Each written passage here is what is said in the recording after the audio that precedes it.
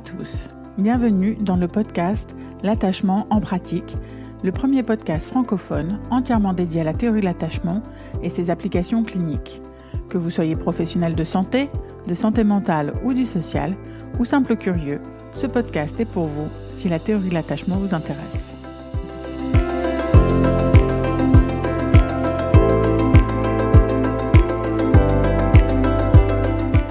Bonjour à tous, je m'appelle Alexandra Després, je suis docteure en psychologie et vous le savez maintenant, spécialiste de la théorie de l'attachement et fondatrice de la communauté de compte développement L'attachement en pratique.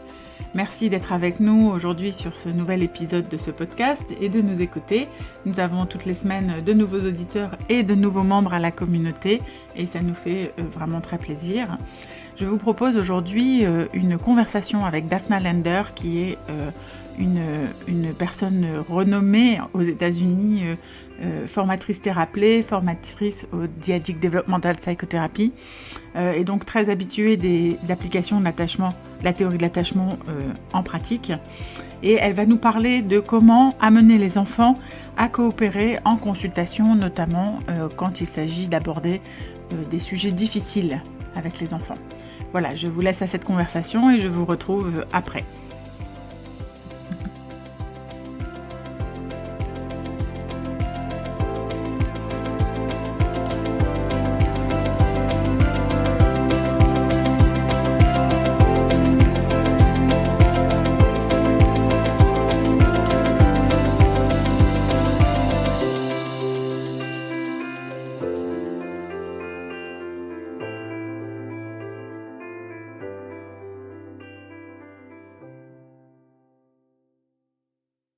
Bonjour Daphna.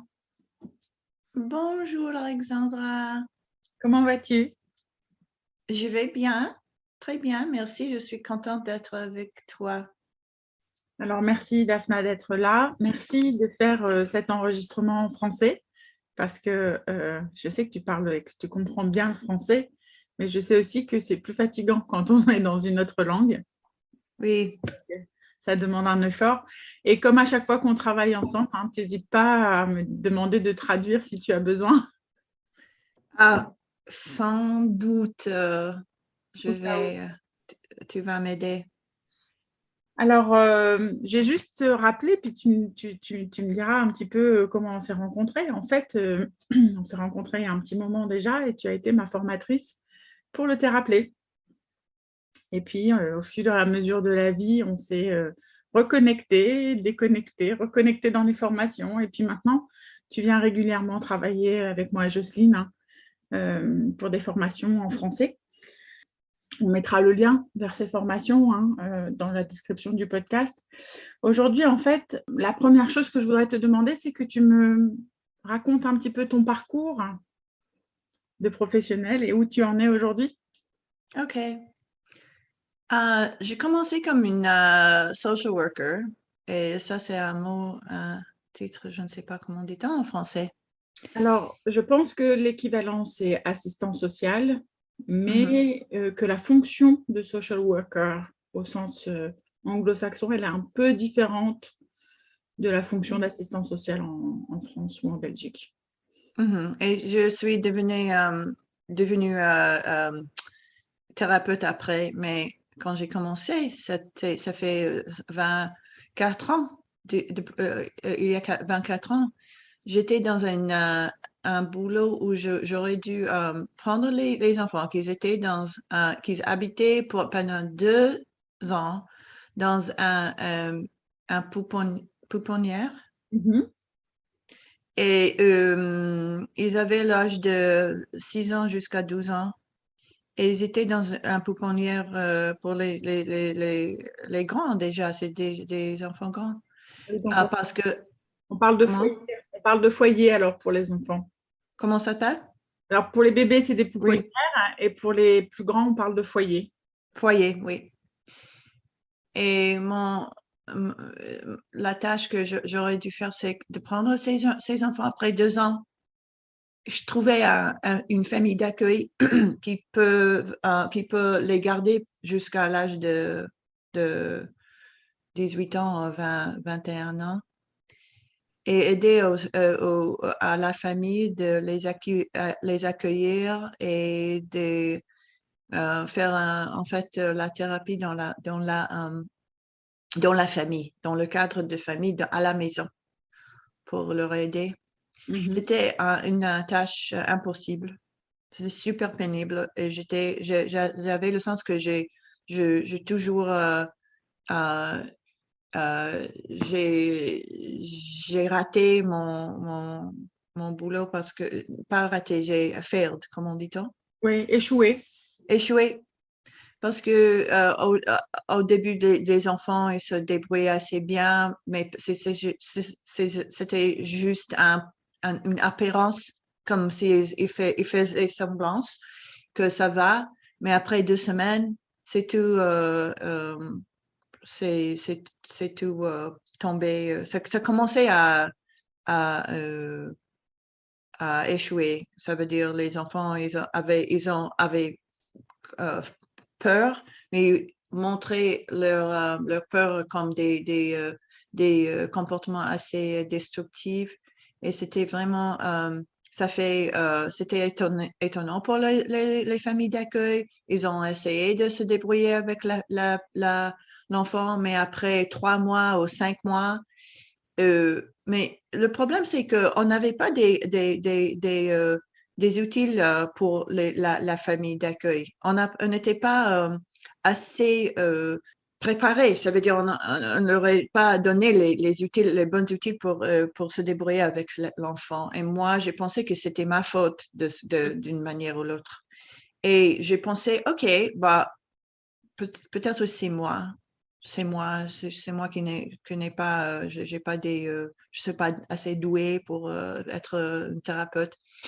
Et bien sûr que c'était pas le cas, c'est pas, mais puisque l'environnement professionnel était tellement vide d'aide, et j'ai pensé que je suis devenue assez burned out très vite, comme on dit. En burn-out. Burnout. Ouais. On prend les mêmes choses. Ouais, ouais. OK. C'est Ouais. pour ça. J'ai commencé à chercher des choses, des outils, exactement comme toi, Alexandra. Mm. Et j'ai trouvé TheraPlay parce que c'était dans ma ville de Chicago. C'était super convenable parce Mhm. que c'était juste à côté. Mhm. Parce que ça a promis de travailler dans une manière très, très, très concrète, de donner les outils très, très concrètes pour aider les familles à la maison. Des choses, comment faire, comment se débrouiller quand l'enfant jette des choses ou tombe par terre dans une crise, et des choses comme ça. Mhm. Et ça a changé ma vie. J'avais 28 ans et 29 ans, et j'ai trouvé ça un bouleversement, pas uniquement professionnellement, mais personnellement aussi, parce que ça m'a donné beaucoup des, euh, des réponses à ma propre vie, pourquoi je me comporte moi-même dans une manière particulière, et qu'est-ce que j'ai besoin, qu'est-ce que j'avais besoin quand j'étais petite, des choses comme ça. Et en plus, j'ai ajouté une autre méthode je trouvais, qui s'appelait DDP, c'est euh, psychothérapie dyadique développementale, DDP. Bravo. Et comment, merci. Et ça j'ai trouvé aussi parce que c'était une des méthodes qui était pour les enfants avec des comportements qui, euh, qui étaient des comportements très difficiles, euh, de, étaient assez emblématiques. Ça veut dire des comportements les enfants qui étaient dans des familles d'accueil, qui avaient passé beaucoup de neglect et abuse, comment dit-on? Donc, d'abus, hein, de Ouais, maltraitance et de négligence. ouais. Alors, DDP, c'était développé pour ces enfants. Et c'était un psychologue qui s'appelle Dan Hughes qui développait cette méthode. Et ça, j'ai trouvé une manière comment aider les enfants de parler ou de réfléchir sur leur histoire et leurs sentiments, pourquoi ils se comportent dans une manière qu'ils se comportent quand les enfants ne savent pas pourquoi ils font des choses, des bêtises, font des crises, pourquoi ils disent des choses qui sont super méchants ou extrêmes, ou ils s'en foutent de ses parents, les enseignants, des choses comme ça. Ils savent pas parce qu'ils n'avaient pas quelqu'un qui puisse leur aider, leur accompagner pendant ils étaient jeunes, dans la petite enfance. Et c'est pour ça, ces deux méthodes m'ont beaucoup aidé à te rappeler la DDP. Aujourd'hui, on va parler plutôt de DDP. Ok. Donc, ton parcours, finalement, ça a été de rechercher des moyens de prendre en charge ces enfants qui sont blessés profondément dès tout petits dans leur lien d'attachement et dont il résulte des comportements, enfin des petits qui vont avoir des comportements extrêmement perçus comme difficiles, hein, avec des diagnostics de troubles des conduites, etc., troubles oppositionnels.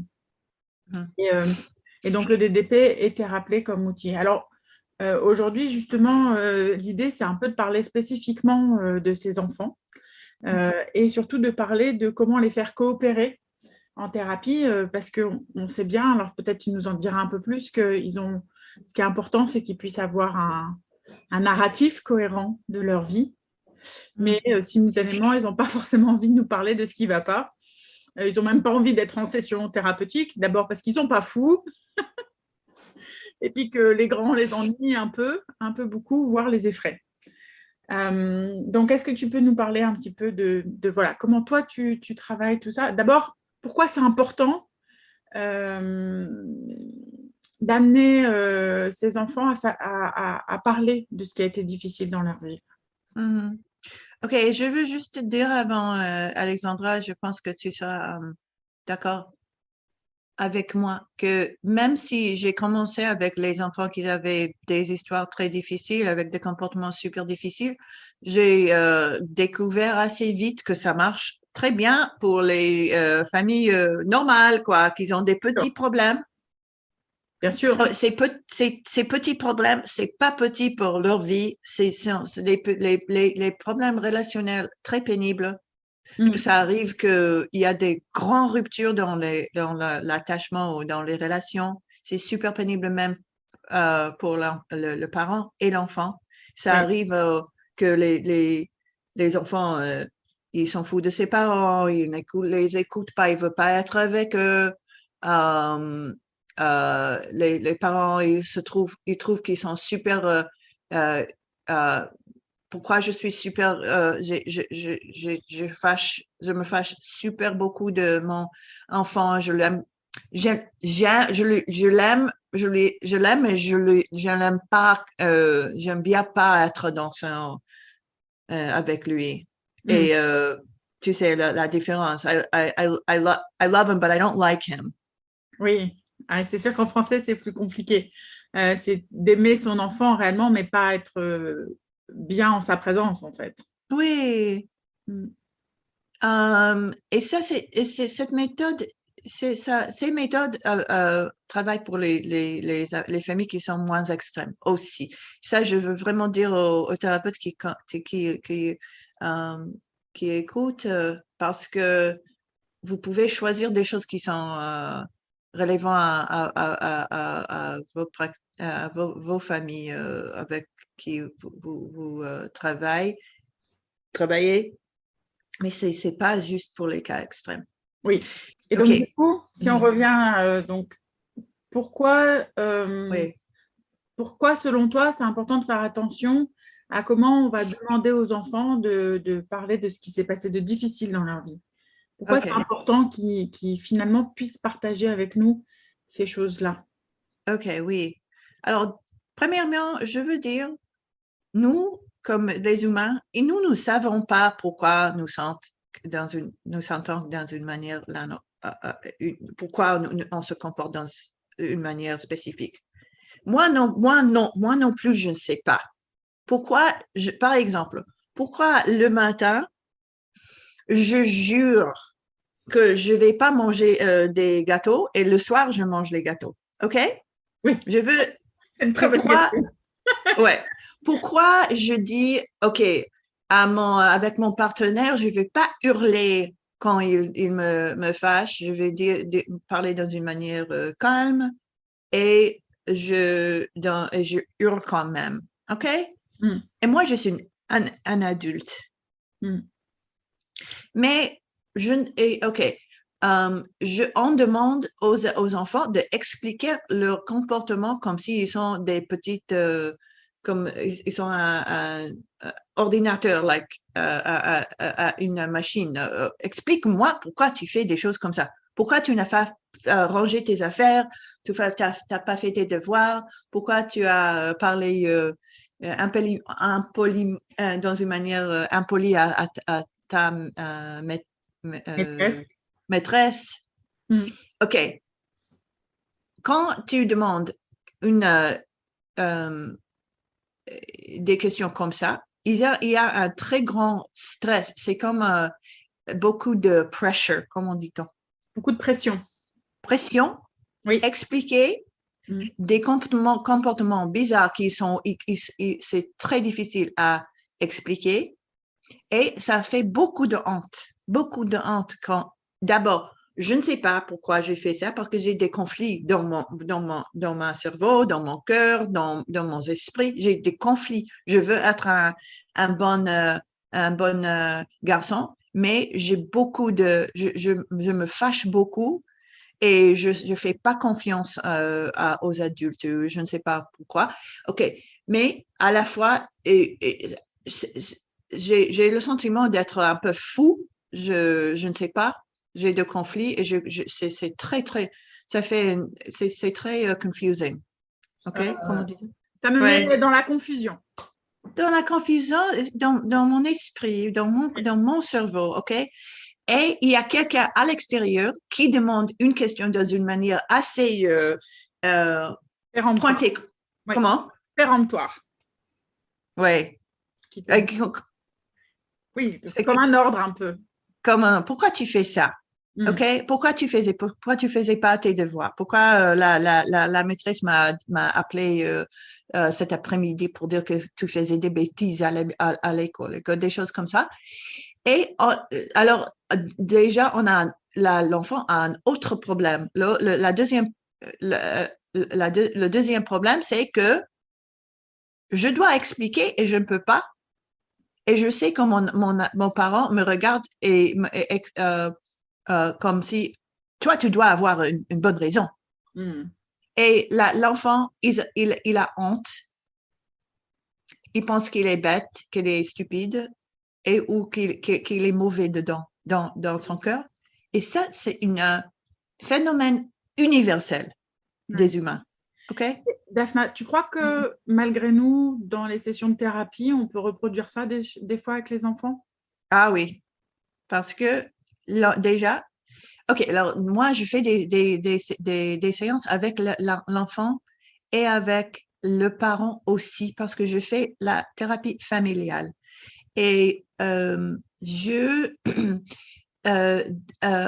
beaucoup de fois, le parent, il a déjà l'air d'être énervé ou l'enfant peut sentir que la modèle que le parent, ou les pensées que le parent a déjà sont très, très, très, l'enfant le sent très, très fort, même si le parent dit rien. Mhm. OK. Ça, c'est premièrement. Moi, je dis souvent aux parents que leur enfant, c'est la personne qui les connaît le mieux au monde et parfois qui les connaît mieux qu'eux-mêmes. Donc, ils sentent très, très bien dans Absolument. quel état on est, même si Oui, on veut le cacher et même si on se le cache à nous-mêmes en tant que parents. oui. Et même si tu n'as pas le parent dans dans la séance, l'enfant entend la voix de ses parents dans leur cerveau, dans la tête. Et alors, il va réagir. Nous, comme des thérapeutes, nous essayons de ne pas être euh, avec un ton de jugement et d'être très empathique et généreux et de ne pas avoir une voix paternelle comme ça. Pourquoi tu faisais ça? Mais l'enfant entend il a peur de ces questions. Alors, comme ça, il va réagir comme si on faisait quelque chose agressif. Il va dire, je sais pas, ou il va essayer de se fuir, de faire des bêtises, d'aller se cacher en dessous les couverts, les coussins que tu as sur ton canapé. Ou peut-être il va dire des choses qui sont vraiment super superficielles. Oui. Comme, OK. Et ça commence. Comme ça, c'est toute une spirale parce que la thérapeute devient un peu frustrée. Et ça commence la même danse que était avec les parents. Oui. Oui. C'est comme ça qu'on se retrouve à faire de l'éducatif en session thérapeutique. Non, mais tiens-toi assis sur le canapé. Non, mais là, on est en train de parler. Tu m'écoutes? Oui. Ou peut-être comme thérapeute, tu sais que tu ne veux pas faire des choses comme ça, mais tu as le sentiment dans ton cœur que, OK, je ne peux pas, Oui. I can't reach this kid, je peux pas lui. J'arrive pas à atteindre, j'arrive pas à créer de relation avec lui. Il n'y a pas d'alliance de travail avec cet enfant. Et puis, et tu penses à toi-même, peut-être je suis pas très bien comme thérapeute, ou tu dis, OK, il n'est pas assez, he's not ready for therapy. Il n'est pas prêt pour la psychothérapie. Oui, on va, et puis on va parler avec les parents. On dit, écoutez, madame, mais votre fils, il n'est pas assez mature pour faire la thérapie. Et c'est super pour la famille, c'est super disappointing. Décevant. Oui. Parce que c'est comme si, OK, mon fils, il a raté aussi il a échoué la thérapie aussi. Oui, ça doit être terrible comme sentiment. Et c'est pour ça qu'il faut avoir des outils qui sont plus précis parce qu'il faut comprendre, OK, comment faire pour mettre à l'aise, pour ne pas donner cet sentiment de pression et de continuer l'esprit où on va se débrouiller ensemble. We're going to figure it out. On va trouver la solution. Oui, et enfant, gars, garçon, il y a des raisons pourquoi tu te comportes dans une manière qui est peut-être difficile pour l'extérieur, pour tes parents ou l'école, mais c'est pas parce que tu es stupide, méchant ou fou. C'est pas pour ça. Et c'est à moi comme professionnel et les autres adultes dans ta vie, de continuer à réfléchir et ça vaut la peine. Et toi, tu es intéressant pour moi. Tu as des choses à m'offrir. Je peux apprendre des choses de toi parce que tu es super intéressant comme humain. Je veux être avec toi, même si et ça, c'est la base, là. Donc, c'est essayer de communiquer à l'enfant que malgré tout cette façade de comportement difficile, en fait, on est curieux de qui il est en tant que personne. On a envie de comprendre, de connaître son histoire, de savoir qui il est et qu'on comprenne ensemble ce qui se passe pour lui. Ce qui se passe pour lui, en fait. Oui, oui. Alors je vous propose d'en rester là pour cette première partie de la conversation avec Daphna, parce qu'il me semble qu'on est sur une fin naturelle de cette conversation, de cette première partie en tout cas.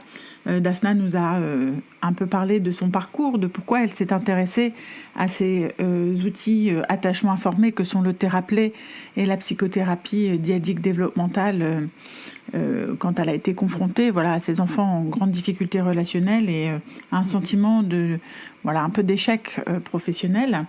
Et puis, je pense qu'elle nous a permis aussi de bien comprendre quelle est l'expérience que fait l'enfant quand on lui pose des questions sur ses comportements et ce à quoi nous, thérapeutes, quand on travaille avec les enfants et les parents, on a besoin d'être vigilants pour ne pas déclencher en quelque sorte les stratégies défensives, les stratégies d'attachement et mettre l'enfant en difficulté dans sa coopération avec nous.